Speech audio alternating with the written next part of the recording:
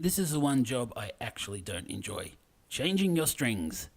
And while it's okay enough restringing a fixed bridge, a full floating bridge makes my asshole hurt. My name is Sev, and it, let's just get through this.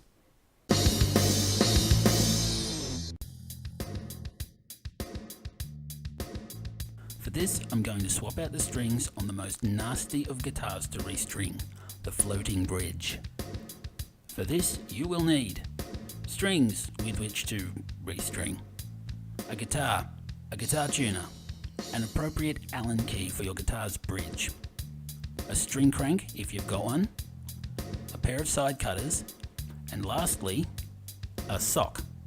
Step 1. Pull all the strings off. If you're doing a string swap, you can swap them out one at a time, but personally, I feel it's always better to take them all off at once. This way, you can clean the neck while the strings are off. For fixed bridge and dive bomb bridges, that's easy. You pull all the strings off and the bridge stays in place. But for a floating bridge, it's not that simple. So here's what we do.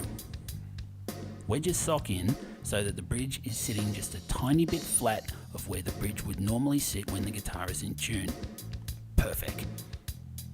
Unwind the string from the tuning peg and then loosen off the clamp that holds the string in the string saddle on the bridge. Step 2. New strings go on. With the strings off and the neck cleaned, we can start putting the new strings on. The first thing you need to do is to cut the 3 wound strings to size. Just get your handy dandy side cutters and cut the string off just behind the start of the wound section of the string. Inserting the string is the same as putting a string on a fixed bridge or dive bomb tremolo, except it's back to front.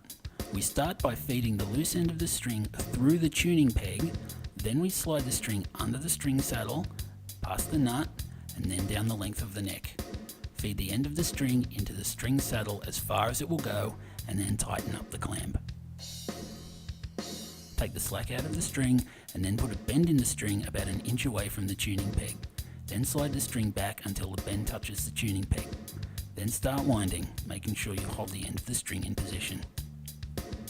Make sure that you're winding the tuning key in the right direction so that the string behind the nut is as close to in line with the string before the nut.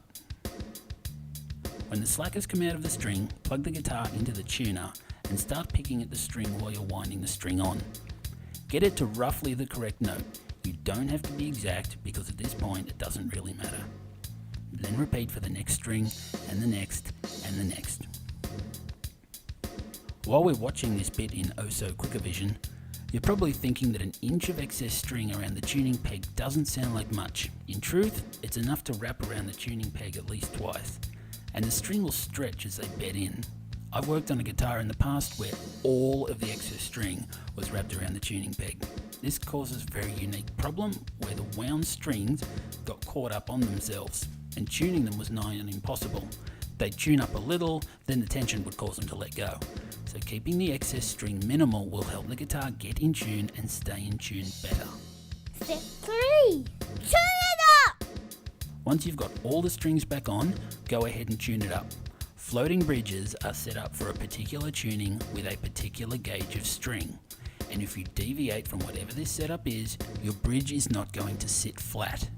So be mindful that if you decide to detune or retune as part of the restring, or go to a heavier gauge of string, there's a good chance you're going to have to get your guitar set up again. I'll also add here that it's not worth tightening up your locking nut until the strings are well and truly bedded in. Step 4. Clean it up. Now that the strings are on and roughly to tension, go ahead and remove the sock. You can go ahead and trim off the excess string behind the tuning peg, but you don't need to. They're a ball end string, so it's not like somebody is going to lose an eye if they get poked. It's metal, but safe. Your new strings will need to be retuned every time you play, and even then, with brand new strings on it, you'll need to retune every 10 minutes or so. This is just until they stretch and bed in, and while you can buy pre-stretched strings, they're not overly common, or cheap while I'm at it. Once you're comfortable that the strings will hold their tuning, you can go ahead and tighten up those locking nuts. I'm going to tell Molly this is a funny song.